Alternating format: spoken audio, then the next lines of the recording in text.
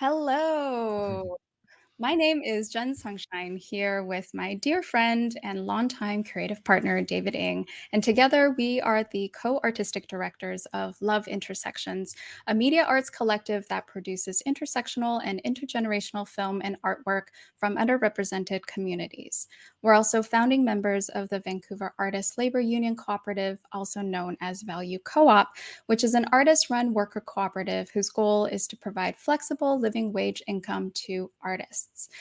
Before we begin, we want to acknowledge that we are gathered here today from the unceded and ancestral territories of the Musqueam, Squamish, and Tsleil-Waututh nations. Part of our work as labor activists and queer artists on unceded territories means working in solidarity with ongoing Indigenous struggles for sovereignty, decolonization, reparations, and land back. Hotpot Talks emerged during the pandemic from our collaboration with the Lim Association in Chinatown, historically a neighborhood of Chinese railroad laborers who were brought to settle Indigenous territories as a part of the ongoing colonial project. So why Hot Pot Talks? As Jen mentioned, Value Co-op is located in the Limsai Horkamaka Society building. And over the past 2 years, we've been collaborating with the Lim Association on a project to digitize their archives and create a series of artworks that invites people to learn and engage with their positionality to Chinatowns. With the increased conversations about anti-Asian racism recently, the past 2 years have brought to the surface already existing yellow peril narratives, re-emerging again during the pandemic. We've seen Chinatowns and elders targeted by racial violence and vandalism. We've seen a rise of boba liberal organizing around hashtag Stop Asian Hate, demands for hate crime legislation, which is pro-police, pro-surveillance that harms Black and Indigenous communities. We've seen gentrification eating away at the souls of Chinatowns and other BIPOC communities, seemingly with no end in sight. This season, we'll touch on themes of diaspora, xenophobia, systemic racism, intersectional solidarity building, and Chinatown futurities. Before I introduce our lovely guests today, I want to thank our incredible team, Ava and Cameron, behind the scenes who helped make Hot Pot Talks a reality. Khari Wendell McClelland is a diversely talented and ever-evolving artist. Originally from Detroit, Khari has become a darling on the Canadian music scene, with reviewers lauding his performances as a clever mix of soul and gospel. Khari's songwriting crosses genres and generations, joyfully invoking the spirit of his ancestors who straddles the US-Canadian border in efforts to escape slavery and discrimination. His music draws from this rich history, integrating the rhythms and folklore of early African Americans with contemporary sounds and stories of struggle. Recently, Khari received critical acclaim for his Freedom Singer project, recreating the music fugitive slaves carried on their journey north into Canada. Khari also performs with the roots gospel group, the Sojourners, and whether on stage or in the studio, Khari's passion for community, equality, and justice is palpable, as is his belief in the redemptive power of music. Hello, good Hey, morning, Khari. Khari. Hey, it's really nice to just see my head pop out just like that. It's good to be with you both. Hi, Jen. Hi, David. Hi. Khari. How are you doing today? I'm good.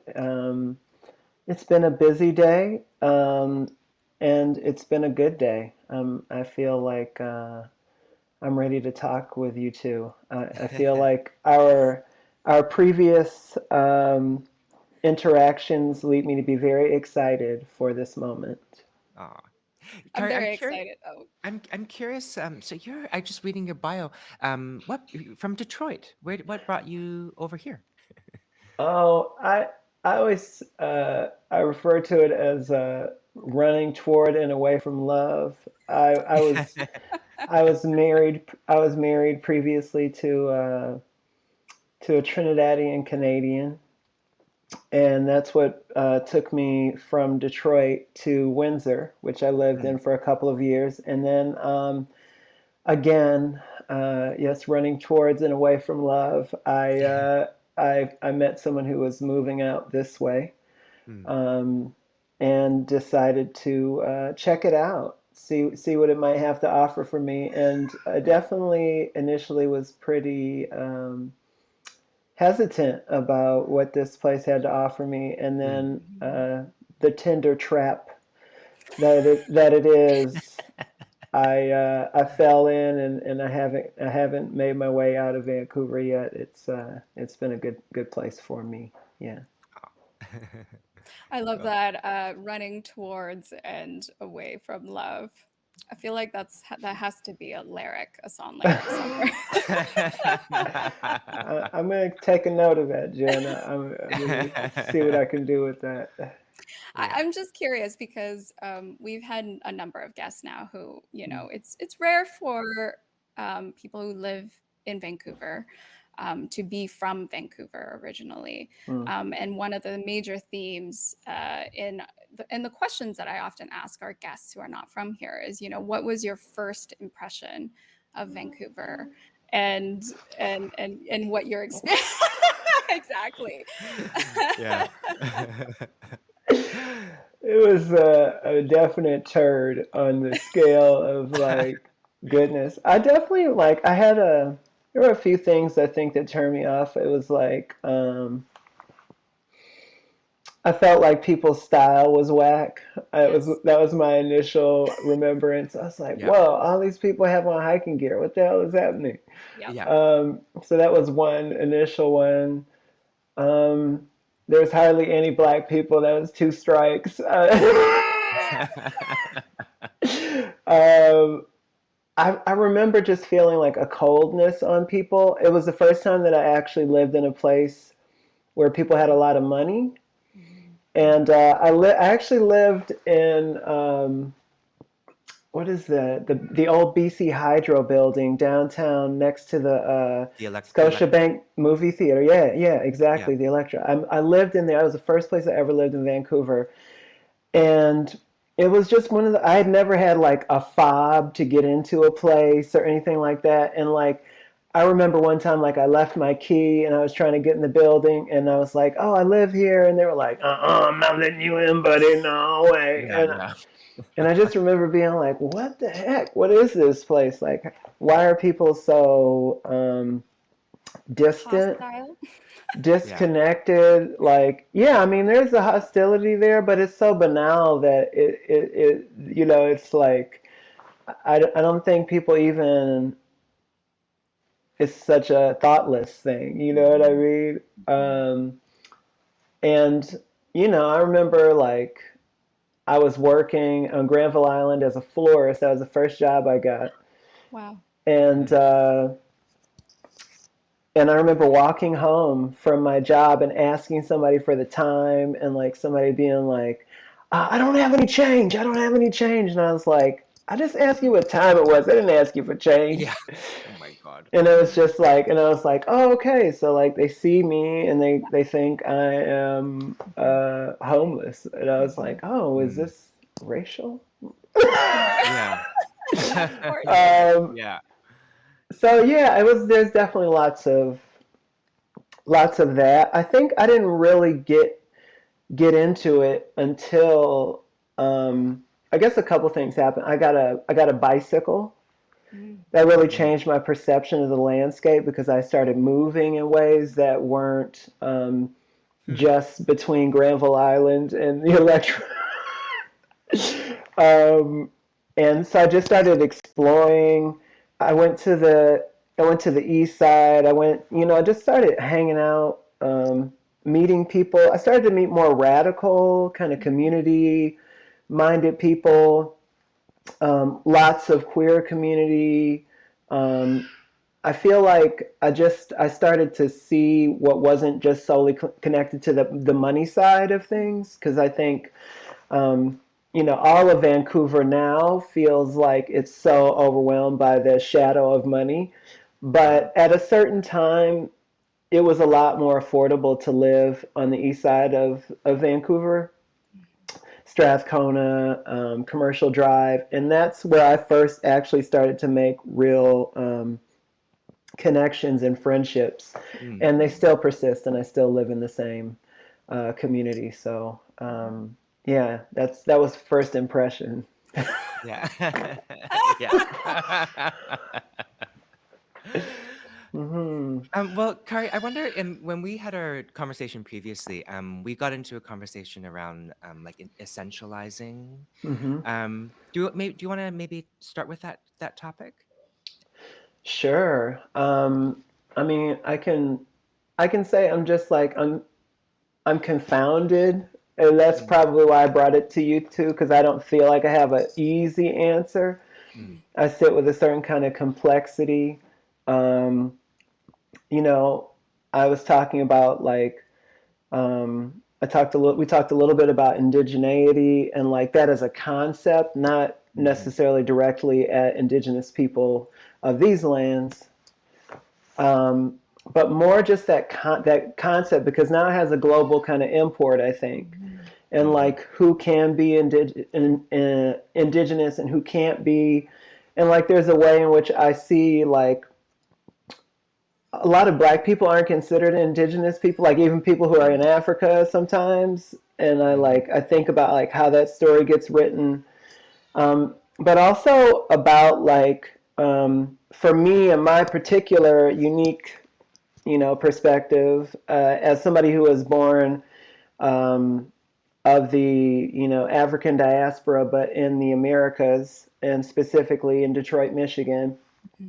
There's this way in which I feel like there's a real yearning to connect with something, and I'll air quote these things, but something that's closer to the land, something that's like free of the kind of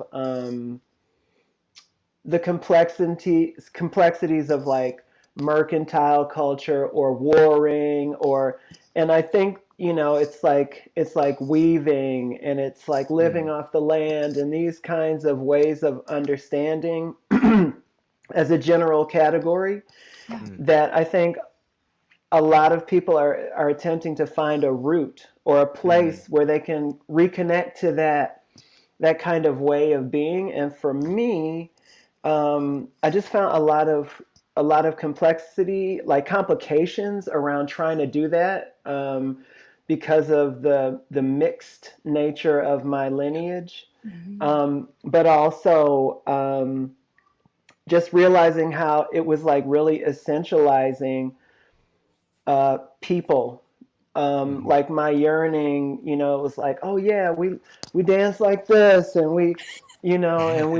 we like this particular kind of music, and we're into these kinds of clothing, and in my search to want to find a place of connection and union, mhm, what I found myself doing was actually taking away from the difference that was mm, present even in the people who I would say the quote unquote indigenous people that I was describing, the complexity of their cultural and societal formations, mm, um, that all of that became reduced. The way Yes. people looked, the kinds of art they produced, it all became, the food that they liked, all became reduced into this kind of formation that was like more easily digestible and easily Mhm. accessible. Mhm. And mm, I mm, think that part of what I've come through in trying to, because of the history of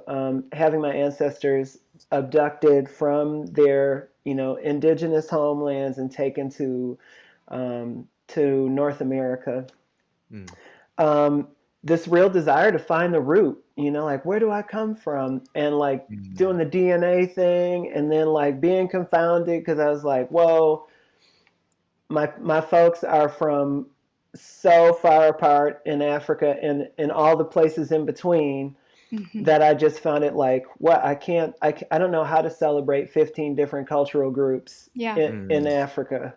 Yeah. mm, I don't know which pieces to take and which pieces to leave behind, and it felt more complicating, even though I thought it would help bring me a sense of like union and simplicity, a root of connection, one place I could return to. But like what I realized was that the home wasn't just one home; it was like Many, many homes. many, many, yeah. many homes, Yeah. and like how to feel okay with that, how to feel at peace with that. Mhm. And that's why I brought it to you too, because like, help me. I don't know. I don't know. I don't know the Yeah. answer.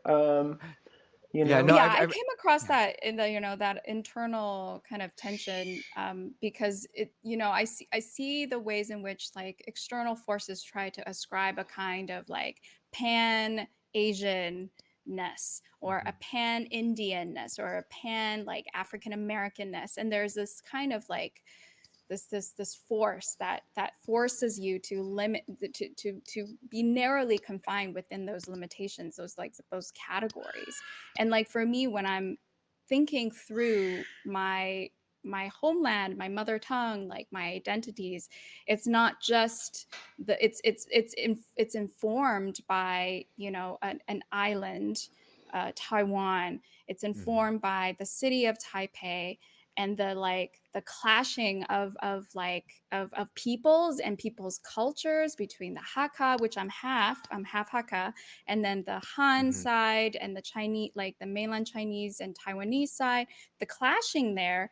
But it's also the clashing there is what birthed my very being as well. So mhm, I don't know which direction I'm also supposed to go, and what speaks to me when I'm creating art and thinking about ideas. So I, mhm. I really resonate with what you say, around that kind of like tension, and where do you even seek out Yeah. the source, and is there even a source? Because we can reduce ourselves to our very percentages of DNA, but we're also so much more than just the percentages of DNA. Yeah. Yeah, I also did a DNA test, and I'm very, very, very Chinese. I'm like You 90 got some 99.6. Indonesian, don't you?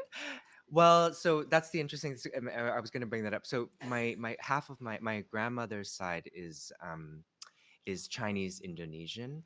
And so in the 60s and 70s, there was a dictatorship and there was a communist purge, and it was a genocide of Chinese people. So so a large part of my family, I recently reconnected with them actually, because when my grandma passed, we lost a lot of those connections. So I wrote a letter, and so they added me on Facebook. And it's really interesting because like, a lot of their names, they changed it into Indonesian names so they could pass more and avoid Mm, persecution. But Mm, I've also, when we were talking about it earlier, this idea of essentializing, and I'm also just thinking about like, when Jen and I have in our practice been exploring Chinese culture and being confronted with people who are like, hey, you're not doing it properly. mhm, And so that sort of tension of, and it's internal within our own cultures that we police what is done properly or whatnot. mm, But yeah, it is a constant struggle. Like, do I have I think about my family in Indonesia, and like, what practices can I pick up? Or, I grew up in a fundamentalist Christian home, so a lot of those practices were also considered pagan. And so a lot of even just like ancestral worship stuff we didn't do because it was just, not you're not supposed to do that. You're just supposed to be too Christian. witchy. It's too witchy, yeah. And so those, it's those sorts of like tensions of like, I didn't grow up with a lot of just really basic, ancestral veneration ceremonies, and I really am, I'm trying to learn them and adopt them, and you know, I don't know if I'm doing it right. And then at the same time, it's like, is there a right way to honor my ancestors, right? I'm just mhm. trying to figure out my own way. Yeah. Well, it's interesting that you say that, and then just behind me is a Cambodian spirit house, which is a Mm, space for Oh, ancestral veneration. It's like a mm, Buddhist yeah. yeah. practice for ancestral veneration, and I'm doing a bad job in this moment, but often there are flowers and fruits that are Mhm. there. and a way for us to kind of pay homage and respect to Yeah, those that have passed. But it's yeah, I mean, beautiful.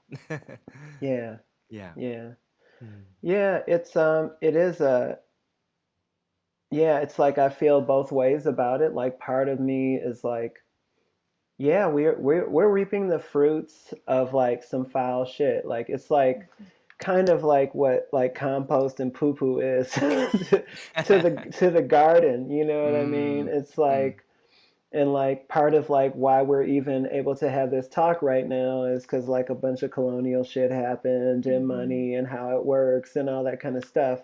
And yet mm, I'm so grateful that like I get to speak with you and I get to hear about your experiences and we do get to share like cultural understandings, maybe in the way of food or maybe in the way of cultural practices, mm, songs, um, movement, and just wisdoms, like to be able to share with like something that my grandmother taught me or some elder shared with me, like I think those are really profound mm, opportunities that are Mhm. just for us in terms of this generational transference. Like my mm, grandmother could not have partaken in what we're doing right now. My mom in some way, had that available, but I think it was still a bit too far Yeah.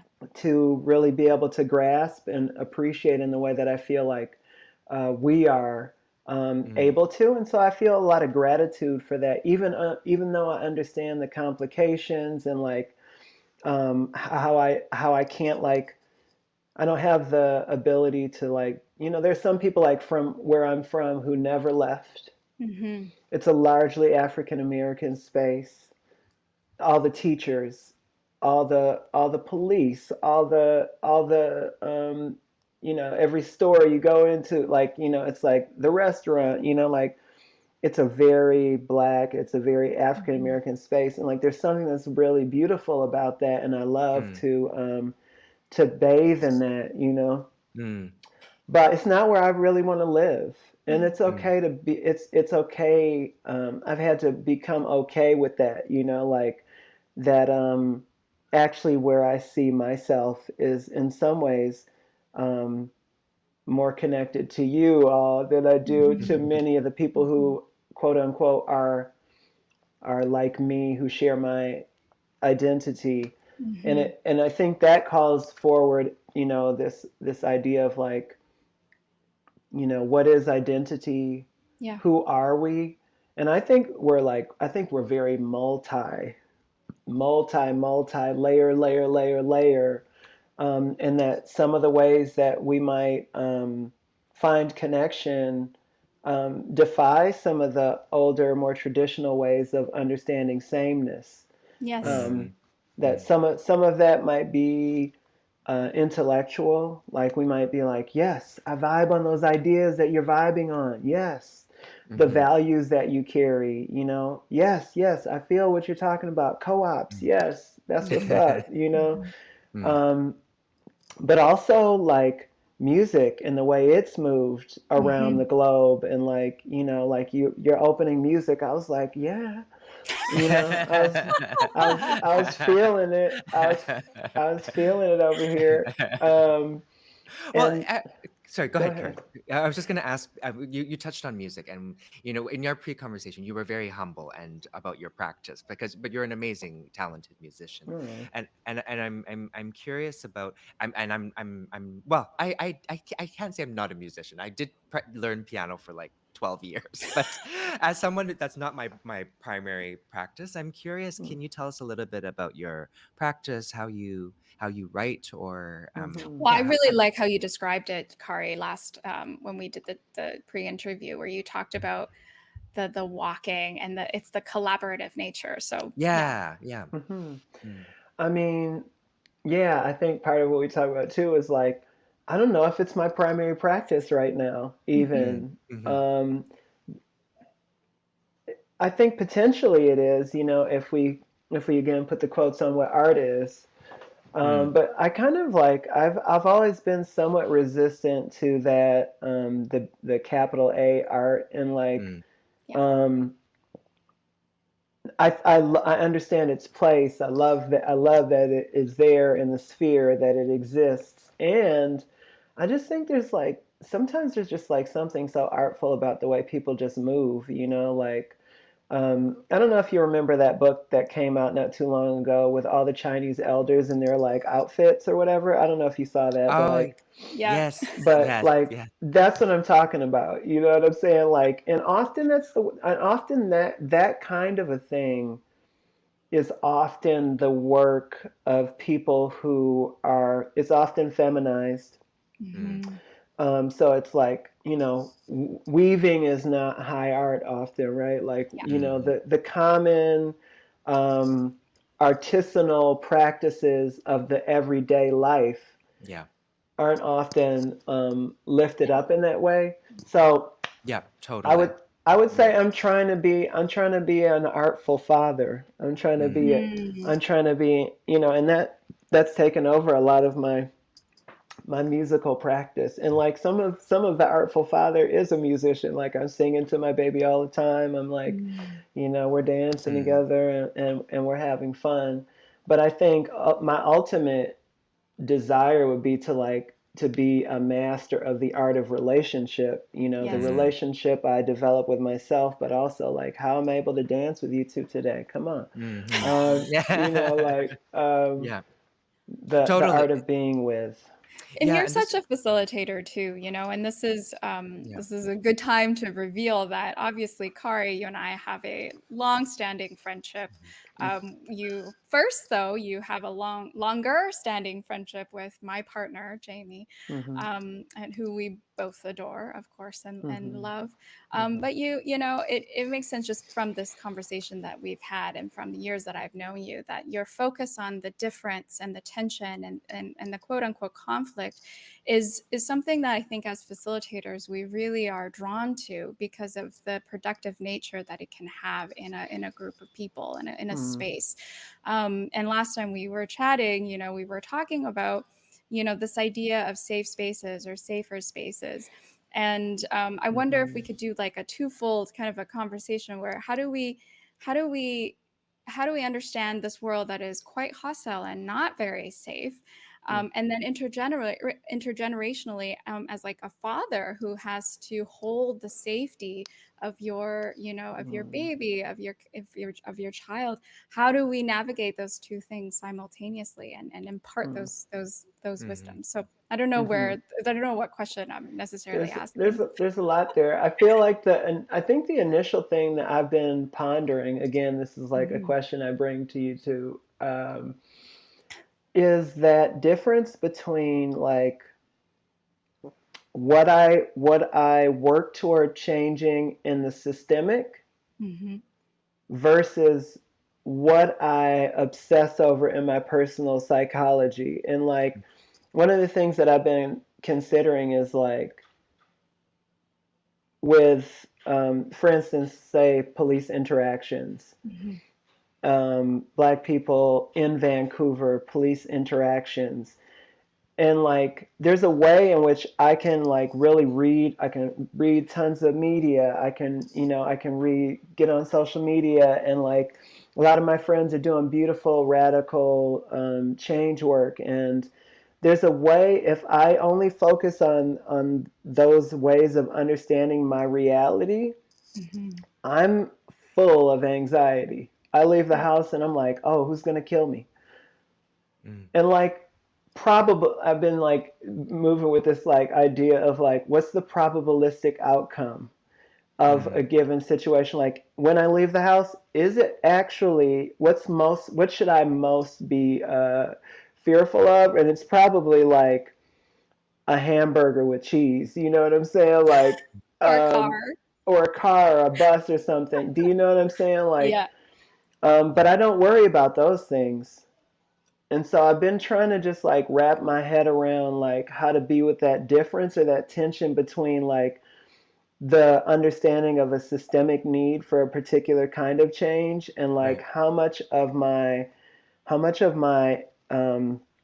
mind and like body do I give personally to twisting myself up around something like that. And Mhm. like I don't know that I have the answer or anything, but it's made me lean away from being on social media recently. It's made me lean away from ingesting a lot of kinds of news Yeah. and Mm. information. Yeah. Um, and it's again, there's that tension because I don't want to like I'm not a blinders kind of person. Like I don't want to be blind to the realities that are present in my world and that are affecting so many people. Mm. And I also like I need to have a space of joy. I need to have a space of celebration. I need to have a space for the possibility of a new world, Mhm. of you know, that creative, you know, music. You know, part of I think why I haven't been very musically moved is partly because I've just been stressed out. Yeah. Mm. Yeah. I just Yeah. been like pandemic, the fall of democracy, climate change, racial reckoning, like just Capitalism. you know, just Yeah. like all of the things, so much so that I'm like, ugh. And I Mm. feel myself like shrinking, but I also feel like the tightening in my chest. Like I feel the embodied response Mm. to ingesting so much of that, to the extent that then I end up like, I actually, I don't give my family the kind of focus that they deserve. Mm. You know, in this very primary way, or my friends or my community, you know, like Same. I don't make the time to Same. just be with my Yeah. people because I'm spending hours. And I know, I mean, I'm happy to share that. Like, I looked at my data and I was like, whoa, I spent 6 hours Yeah. on social media. I was like, what the fuck? I didn't even realize it. Yeah. Like, it didn't Yeah. seem like it, but I was like, whoa, I actually, you know, 2 hours before I get up in the morning and actually do anything, I'm like reading, scrolling, boom, boom, boom. And I'm just like, whoa, like this is having a major effect on my mental, emotional, physical, spiritual self. Like Yeah. I need to kind of be conscious and Mm. cautious. Yeah. So I don't know how Yeah. that sits with you two, but I'm the same. I think at the height of the pandemic really revealed a lot of the things that my body somatically was already going through. Living in like a racialized woman's body, I have this reoccurring nightmare of my home being broken into or by men, and also have this reoccurring nightmare of like being chased by dangerous men. And it's just all my life I've had this reoccurring kind of nightmare, this awful, awful, kind of mind space, Mm. dreamscape.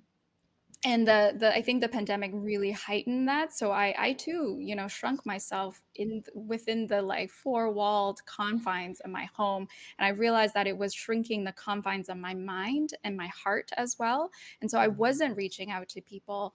I was only able to handle the like two people, tribe, for lack of a better word, that I'm a part of. That meant that I was always 100% safe. And I think we talked about this last time where, mm, if we don't actually you challenge ourselves to go beyond those confines, we risk a lot, because I was noticing that I was unable to leave my house without doing breathing exercises because I was so scared of what's out there. But mm, actually, it's always scary out there, but I'm Mhm. actually doing myself more harm than good. mhm, So right mhm, now I'm in this like process of like really challenging myself to go out to nature, really go for a walk, and really Yeah. experience the world without mhm, a kind of a guard.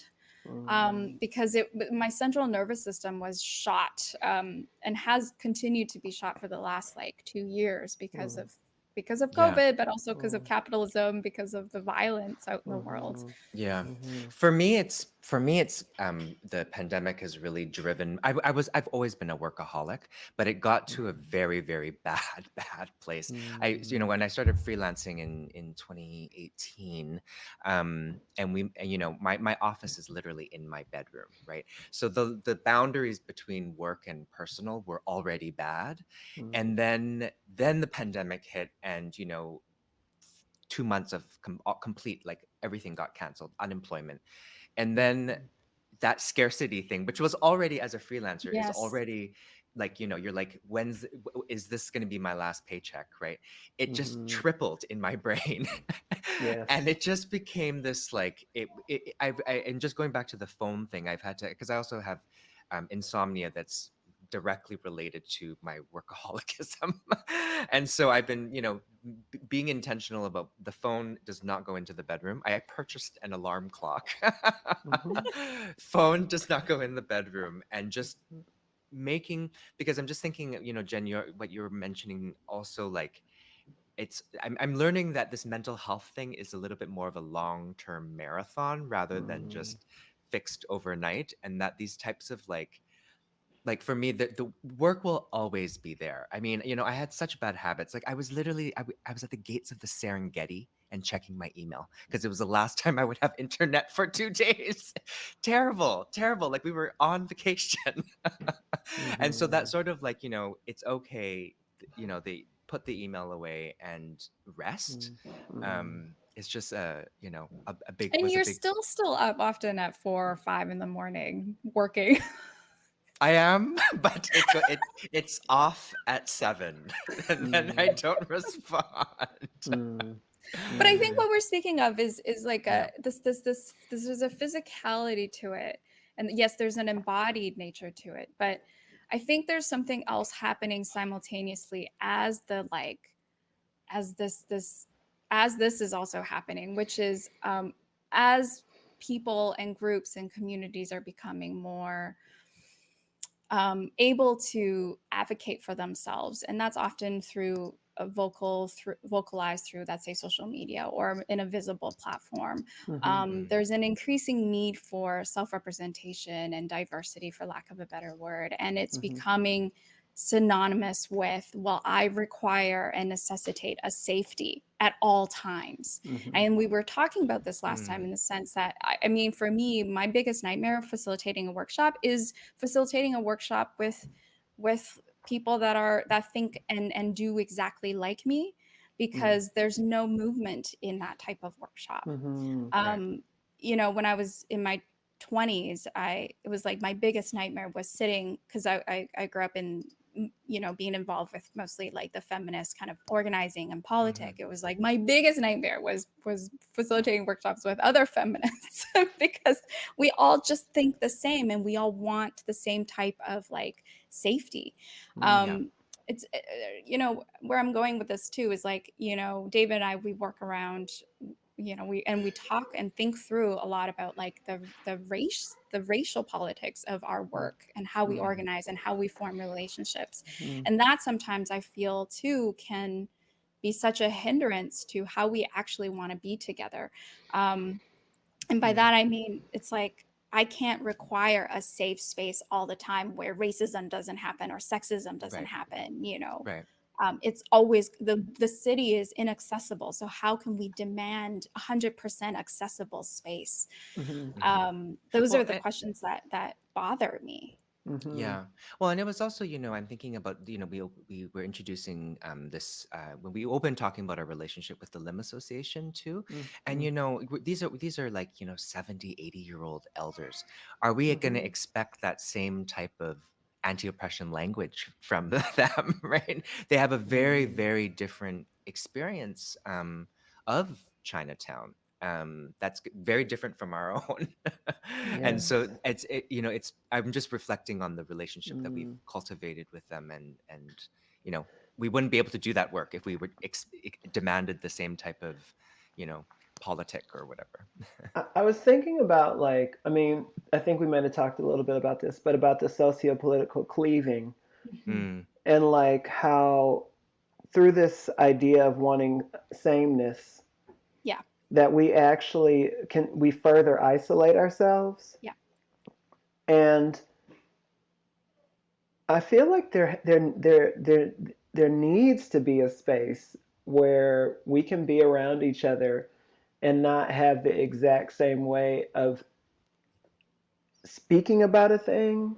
Because, like, often I think there's actually much more shared ground than we give ourselves credit for. But because we don't say the same, we don't frame it exactly the same, or we don't say it in exactly the same way, that we fall into a trap Yeah. of making an enemy like, I mean, I think it would be a trap to make all of the Chinese elders your enemy. You know what I'm saying? Like, you're like, they don't say the word they, as Yeah, then exactly. they're my enemy. Yes. You know what I'm saying? Like, that's Yeah. whack. You It know? is whack. Exactly. Yeah. Yeah. Yeah. Yeah. Yeah. Totally.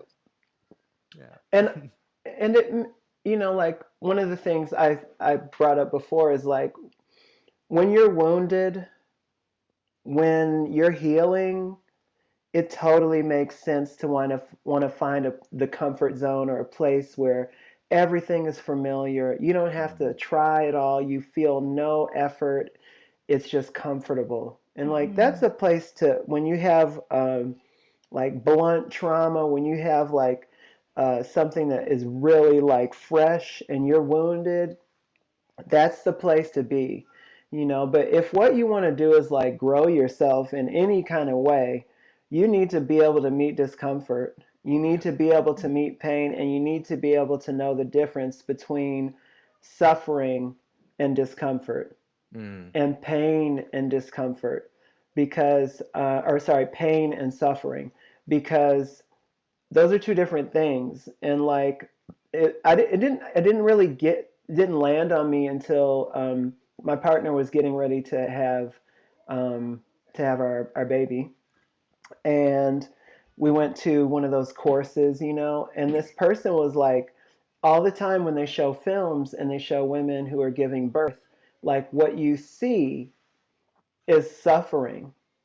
And, like, what actually is happening is that um, it is the same as, like, an Olympic athlete who is exerting themselves in a way that makes them let out some kind of, like, you know, guttural, primal, you know, and that, and to like understand the difference, to be able to understand, like, how you give birth to new life is to actually meet pain, Mm. is to actually meet discomfort, but understanding that it's not suffering.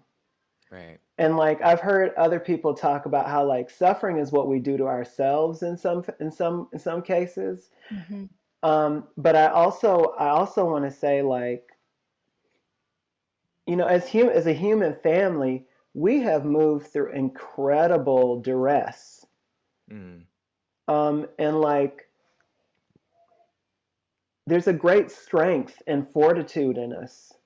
Mm. And I say that at the same time as, like, not wanting to lose our sensitivity, or, like, I think, like, sensitivity allows us to be precise. It's like an instrument, you know, like, if I have a precise instrument that's very sensitive, it can really tell the nuance and subtlety of a thing. So I don't want to lose that. But I also, I fear in our effort to, because of our sensitivity, to, like, not Mm. want to be with what's uncomfortable, or what is unsettling, Yeah. that we, you know, as a generation, as movement, we are, and I think we're actually experiencing that in Yeah, I real think so. time. Yeah. Like, I Mm. think the rise of the right and the fall and the demise of, you know, democratic norms, like, some of that is, Mm. like, their strategic, you know, you know, the movement of those people, but also just within inside ourselves. I think we've made enemies of each other in certain ways, Yeah. that have actually limited our ability to access the shared power that we might have together. Mm. And also just like again, that kind of like moving away from being present, um, to the hard work that it is to find compromise, to the Yeah. hard work that it Yeah. is to meet the other, and to understand that, like, yeah, a whole lot of people think a different way than me, and Mhm. Right. like, and how can we still find, it's not like all the people who think differently than me are actively interested in killing me. Mhm. um, Yeah. which Mhm. that's a way that I think that's a trap also that can happen, right? Which is like that it's that direct. Like, if you don't agree with me, then you're trying to kill me, and I'm Yeah. like, I got to shut you down, I got to shut you out. And again, like coming back to the Chinese elders, you know what I'm saying? Like, if that was the attitude, it's like, oh, Yeah. these Chinese elders are trying to kill me. Yeah. Um, like, you can see the absurdity of it. That's why Yeah. it's humorous. But I actually think it's more broad than that. Like, Yeah. it's kind of, I grew up also in a place with a lot of poverty. A lot of people were not highly educated. A lot of people still in that place don't have the kind of like nuance around language that I might carry. Mm. And I actually think like they actually do care about like healthcare, and they Mhm. actually over and over again end up voting in favor of queer rights, even though they tend to be highly religious and conservative in certain ways. Mhm. Mm. Mm. That, like, both of those things can be like present, like they can Mm. see the power of a coalition, um, even and not need everybody to feel exactly the same. But Mm. I think we're kind of losing that's there for us. Mhm. That there are actually a lot of ways for us to still connect, and to grow from that, and to Mm. feed one another. Mm. And yeah, there are going to be differences, and there are going to be pains that come from, like, bumping up against something that's a little rough, and that we're not prepared for, or we haven't seen or encountered before. But Yeah. I think that's much different than saying like we're actually in a state of danger, Yeah. which is Mm. what I think is the conflation in a lot of spaces. Is like people are like saying like, if somebody disagrees with me, then I'm in actual danger. And Right. I think there's something there for us to learn, and to figure Mhm. out. Mm. I mean, I'm just thinking immediately what comes to mind is what you speak of the conflation of danger. It's in those moments of like I'm feeling triggered, and therefore Mm. I'm confusing it as a threat to my very being. So if someone is triggering me with their words, then I'm going to confuse that and conflate that with my unresolved trauma that I probably haven't really, worked on or like gone to therapy. So it's for me, those moments actually reveal to me, oh, there's stuff that I still need to work on. If Mhm. I'm feeling traumatized or PTSD from a situation, then I need to Mm. actually re-examine internally. Mhm. But that is Eh, not something that is common for people's reactions, because the immediate, Yeah. I think the reaction is to like externalize that and be like on the defense, be like, no, you get mhm, away from me, mhm. Yeah. versus, oh, what am I actually doing? And Right. that and that's Mm. that's like just like science. That's like the Mhm. amygdala. Like, Mhm. Mm. it understands a threat in a way that it understood a threat 15,000 years ago. It's like, Mhm. oh, that's a saber tooth. Mhm. Like, when Mm. you have that kind of feeling, like what the brain is readying you for Yeah. is to flee, is like the all of the bodily responses that Yeah. you're experiencing are actually the threat that was present Yeah. Right. 15,000 years ago, but our Mm. body is still responding in that way. So I think Mm. like what you're pointing to is like is really, really relevant and really, really important, in terms of that the dual work that needs to be done. Like, we need to be Mm. doing work internally, and we need to be doing work externally as well. So I'm curious how you parent, because this is a topic that I have a fascination around, and only so much because I because, and I've said this a number of times on Hot Pot Talks, that I have no interest in having children of Hmm. my own, but I have Hmm. a tremendous investment and interest in raising children Hmm. in the Mm. like in the villages that I'm part of and You the shouldn't have communities said that I'm part that, because I'll be on your door. I'll be like, okay, Honey Rose, here's Auntie Jen, and she wants to hang out with you. I want to be the goth auntie. I want to be the very goth parent. So Yes, many yes, of my community. Yes. yes. I mean, I'm to this point about parenting and like the importance of it. I think, there's very few roles that are as important, that are as humbling. Um, I understand myself to be like a co-parent, but in some ways, like not even just with my primary partner, but like kind of with the village of Yeah. like friends and family and community, and um like I really love the perspective that the kind of caregivers that are in Honey's life bring to her that are not Mm. represented in me. Like I love that I get to bring my Detroit perspective to her. Mm. But I grew up in a lot harder way than most of the people around me, and by that I mean I was like violence was very present around me, and the consequences of a misstep were very dire, could be very dire.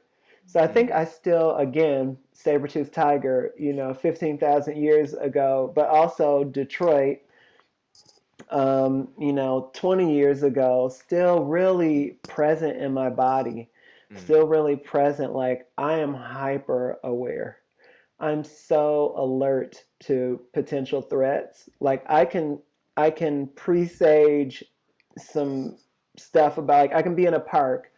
Everybody will be having fun, hanging out, and I'll notice that one person in the park way over there who looks like they're about to start some shit. And I will be like, I see that person over there. Let's leave the park now. Yeah. Nobody else, everybody's having fun. They're like, what the hell's wrong with you? I'm like, that person's about to act like a fool, and I know it, and it's about to come this way. Mm. And like that has been proven to me over again that I can presage those moments, but also I'm sure I get it wrong. Yeah. Right. And as a result, I also cut off myself and some of the people that are with me Mm. off from connection, from fun, from engagement. And like, so it's like, I do think that there's a power and there's a wisdom to this skill that I have cultivated for myself. I think it's part of what makes me a great facilitator. I can Mm. really read bodies, Mhm. body language, and facial expressions in a very nuanced way that I think that amygdala is like, huh, what's going on, um, and I think that there's a way that I suffer because of it. Mhm. Mm. I carry a kind of suffering with me, as I often use the phrase, it's made me a strong swimmer.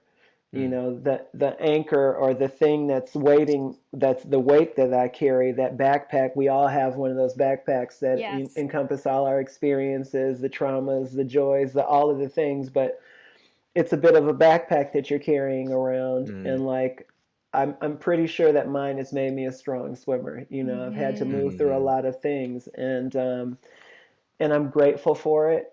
And I'm also, I'm hobbled and Yeah. humbled Yeah. because of it. You know. David's is a handbag, Mine's not a a backpack. handbag, yes.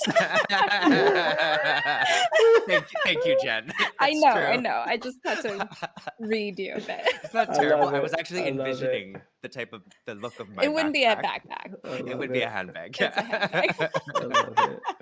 A Kari, That's big what are funny. you handbag. a big handbag. Kari, what are you working on? I am getting ready to publish a book that contains Oh. an essay and a play. The play is Freedom Singer, as well as a conversation. Mm. I share this book with another writer, dramaturge, playwright, all around amazing human, Andrew Kushner, um, who wrote Small Acts, which is a play that actually looks at the intersection of like queer Jamaicans in Canada, Mm.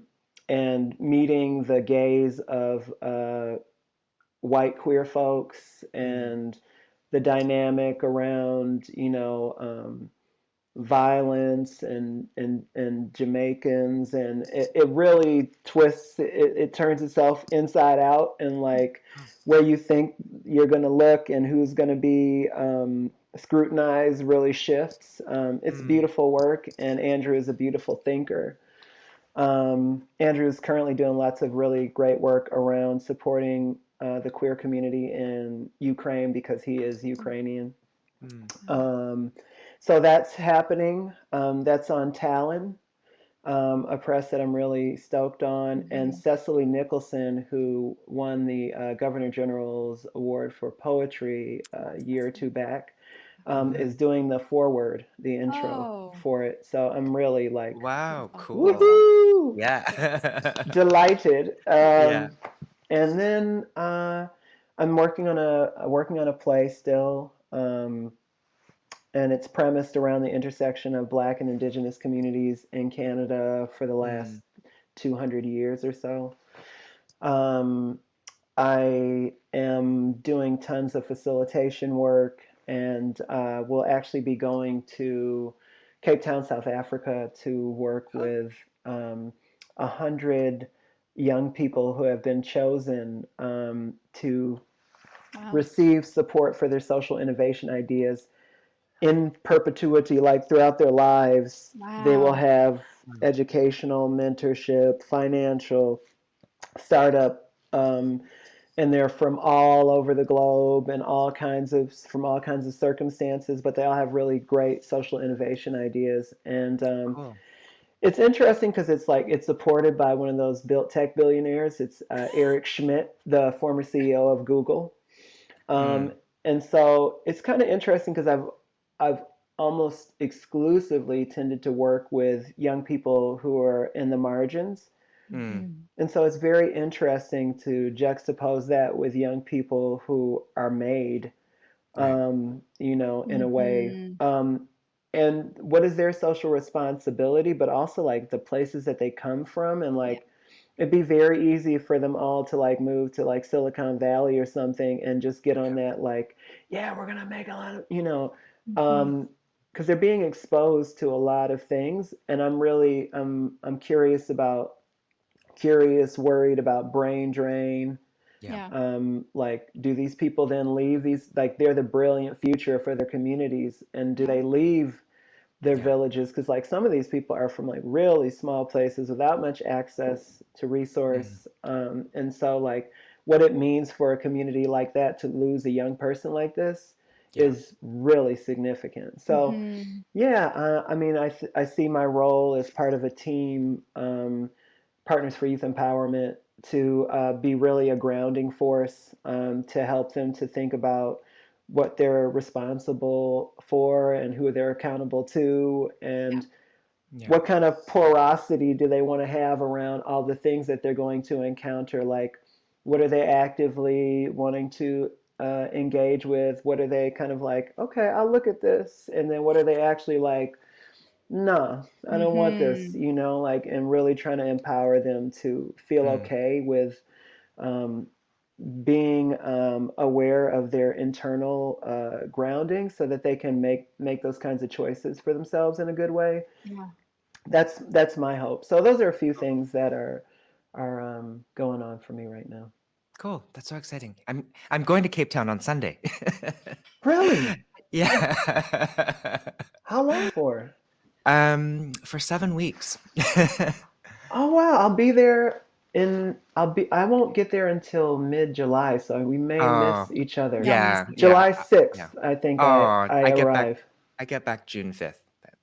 Oh yeah. Dang, I wish Darn. we could have hung out there. That would have been so awesome. What are you Yeah, what are you doing there?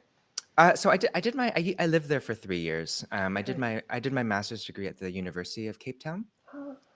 So it's been I just this honestly, it was supposed to be a school trip, but I couldn't get my act together to get my ethics in line. So Yeah. I'm just going to be working and visiting friends and whatnot. Beautiful. But yeah. Oh, that's great. Kari, we're running out of time, but we always like to end ask our guests the same question, and it's what's your favorite hot pot ingredient or experience? Mm, wow, fascinating. I would say my experience is fairly limited, but I'm just trying to think. I feel like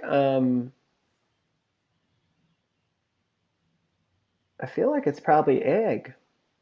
Ooh, we haven't gotten that answer yet. Yeah, Yeah, yeah. egg is I've good. That's a good one. I've recently tried it in hot pot only recently, and it was What? really Yeah. good. Yeah, like the quail Is eggs. it could be just a chicken egg, just any egg. Oh, I've Yeah. never. Yeah. Yeah, so Yeah, for you, usually, like, you just pop it in at the very end. I Yeah. don't know. Yeah, and then cool, Yeah. it cool, kind of, cool. like, cooks it a little Yeah, bit, yeah, and then yeah, it's a yeah. Yeah. little bit, Creamy. Ah, creamy, cool, and then it's, like, cool. all over your it's kinda like, putting a raw egg on ramen Right, that right, that right, right. the Japanese do. Yeah, Yeah. cool. Yum. Well, thank you so much, Kari. It was so nice to have Thank you on Hot Pot you. Talks. What an Don't go honor. anywhere. Don't Okay. go anywhere. Yeah. Great. Well, we'll see you on the next episode. Thanks, everyone. Bye.